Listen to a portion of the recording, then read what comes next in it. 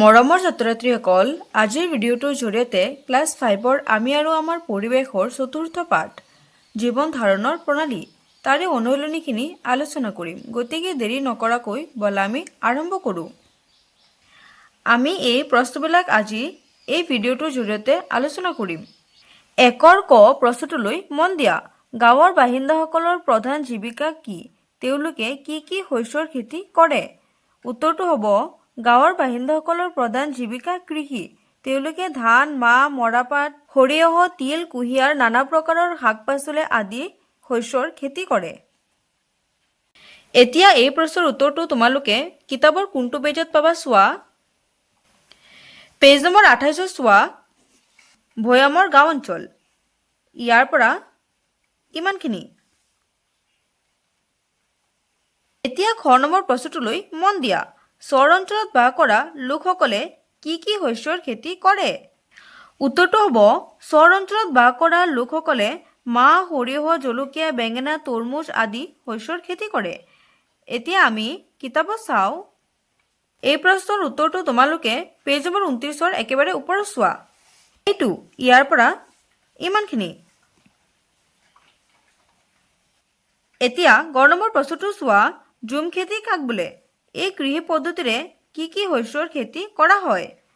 উত্তৰটো হ'ব পাহাৰৰ এৰুলীয়া ঠাইত কোৰেৰে মাটি খান্দি ঢাপ কৰি কৰা খেতিক ঝুম খেতি বোলে। এই কৃষি পদ্ধতিৰে ধান, মাকৈ, তিল, আদা, হালধি আদি শস্যৰ খেতি কৰা হয়। এতিয়া কিতাপৰ কোনটো পেজত আছে চোৱা।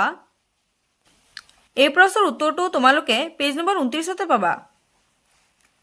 এইটো পাহাৰীয়া অঞ্চল। ইয়াৰ পৰা ইমানখিনি। এতিয়া ঘ নম্বৰ প্ৰশ্নটোলৈ মন দিয়া। নৈ পাৰৰ লোকসকলে কিদৰে জীৱন নিৰ্বাহ কৰে? উত্তৰটো হ'ব নৈ পাৰৰ লোকসকলে কৃষিকাৰ্যৰ লগতে মাছ ধৰিও জীৱন নিৰ্বাহ কৰে। এতিয়া আমি কিতাপত চাওঁ। পেজ নম্বৰ 28 চোৱা। ইয়াৰ পৰা ইমানখিনি। এতিয়া অংগ নম্বৰ প্ৰশ্নটোলৈ মন দিয়া। চাহ বাগিচাৰ শ্ৰমিকসকল কি কি কামৰ লগত জড়িত থাকে? উত্তৰটো হ'ব চাহ বাগিচাৰ শ্ৰমিকসকল বাগিচাৰ কুমলীয়া পাত ছিঙা, উদ্যোগলৈ বস্তু অনা নিয়া কৰা, যন্ত্ৰপাতি চলোৱা আদি বিভিন্ন কামৰ লগত জড়িত থাকে। এতিয়া আমি কিতাপত চাওঁ। পেজ নম্বৰ 30ৰ একেবাৰে ওপৰত চোৱা।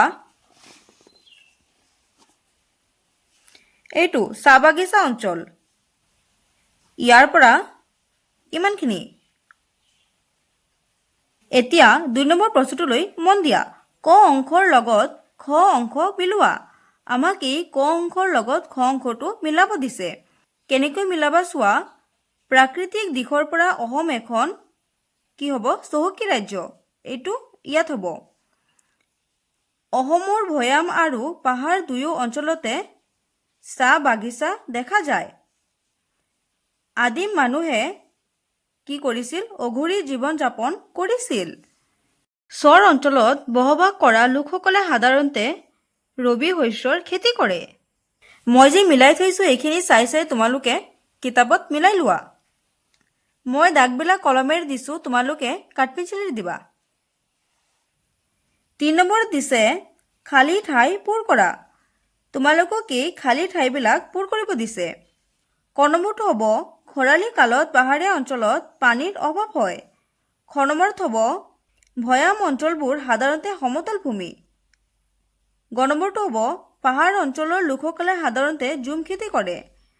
ঘ নম্বৰটো হ'ব অসমত পাহাৰ আৰু ভৈয়াম দুয়ো অঞ্চলতে চাহ বাগিচা দেখা যায়।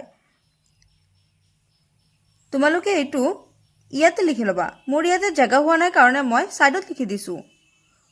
অংগ নম্বৰটো হ'ব গাঁও অঞ্চলৰ লোকসকলে কুটিৰ শিল্পৰ লগত জড়িত হৈ থাকে। এতিয়া 4 নম্বৰ প্ৰশ্নটোলৈ মন দিয়া। তলত দিয়া বাক্যকেইটাৰ পৰা অশুদ্ধবোৰ বাছি উলিয়াই শুদ্ধকৈ লিখা।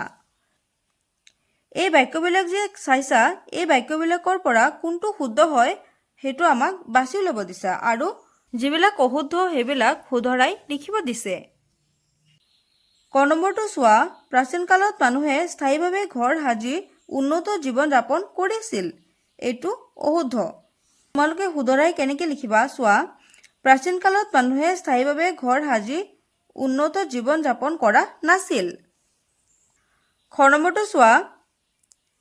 উদ্যোগ চাকৰি ব্যৱসায় আদি নগৰ অঞ্চলৰ লোকসকলৰ জীৱিকা নিৰ্বাহৰ মূল উপায়।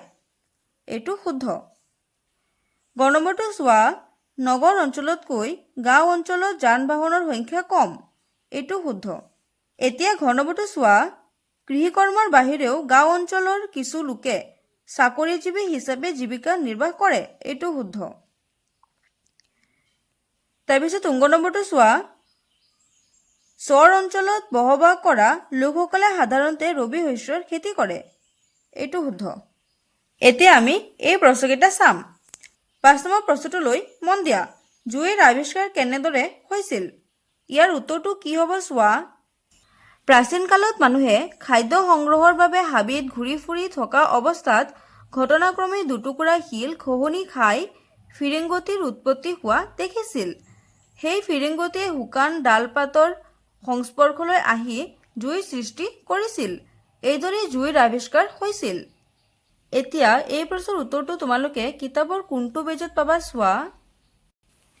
পেজ নম্বৰ 23 চোৱা।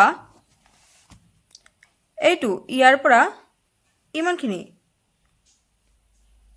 এতিয়া 6 নম্বৰ প্ৰশ্নটোলৈ মন দিয়া। আদিম কালৰ মানুহে কি কি কামৰ বাবে শিলৰ সঁজুলি ব্যৱহাৰ কৰিছিল? উত্তৰটো হ'ব আদিম কালৰ মানুহে চিকাৰ কৰিবলৈ, খাদ্যবস্তু কাটিবলৈ বা গুৰি কৰিবলৈ আৰু ছবি আঁকিবলৈ শিলৰ সঁজুলি ব্যৱহাৰ কৰিছিল। এতিয়া আমি কিতাপত চাওঁ। এই প্ৰশ্নৰ উত্তৰটো তোমালোকে পেজ নম্বৰ 23 পাবা। ইয়াৰ পৰা ইমানখিনি। আৰু লগতে এইটো লিখিবা, ছবি আঁকিছিল। এতিয়া একেবাৰে শেষৰ প্ৰশ্ন অৰ্থাৎ 7 নম্বৰ প্ৰশ্নটোলৈ মন দিয়া। 7 নম্বৰ প্ৰশ্নত আমাক কি কৰিব দিছে? পাৰ্থক্য লিখা। গাঁও আৰু চহৰ, ভৈয়াম আৰু পাহাৰ। এতিয়া পাৰ্থক্যবিলাক তোমালোকে কেনেকৈ লিখিবা চোৱা। ক নম্বৰ পাৰ্থক্যটোলৈ মন দিয়া। গাঁও আৰু চহৰ। উত্তৰটো কেনেকৈ লিখিবা চোৱা। গাঁও আৰু চহৰৰ মাজত থকা পাৰ্থক্যবোৰ হ'ল, পিছত 1 নম্বৰ দি এনেকৈ লিখিবা। গাঁও অঞ্চলতকৈ চহৰ অঞ্চলত যাতায়াতৰ সুবিধা বেছি।